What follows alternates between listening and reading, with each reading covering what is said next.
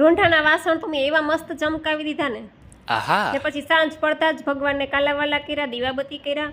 અને ત્યાં એના પપ્પા ગામમાંથી આવી ગયા કે સૂકી ભાજી બનાવી છે, તો જો એને બટેટા બાફવા મૂક્યા. બેન શાંતિથી મોબાઈલ જોતા હતા અને એના પપ્પા બેઠા બેઠા આઈપીએલ જોવે છે, પણ હાથ આમ કરે છે એટલે કઈક ટેન્શન હોય છે, કોક હાર્યું હોય છે ને કાકોક જીતું હોય છે.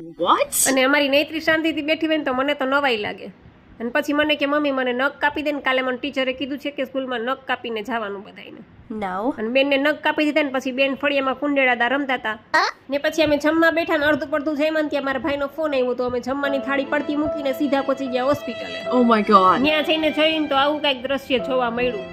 મારા ભાઈની છોકરીને એડમિટ કરી હતી અને બધા ટેન્શનમાં હતા. હવે બ્લડનું સેમ્પલ લઈ ગયા છે, ખબર પડે હવે રિપોર્ટમાં શું આવે. પછી ભાઈ ને ભાભી જમતા નહોતા ને એના પપ્પાએ ધરા ટિફિન લઈ આવ્યા ને ધરા જમાડ્યા. તો આજનો દિવસ તો કંઈક આવો રહ્યો અમારો. હવે સવારે રિપોર્ટમાં ખબર પડે કે શું પ્રોબ્લેમ છે. તો મળી નેક્સ્ટ વિડીયોમાં. લાઈક શેર અને સબસ્ક્રાઇબ.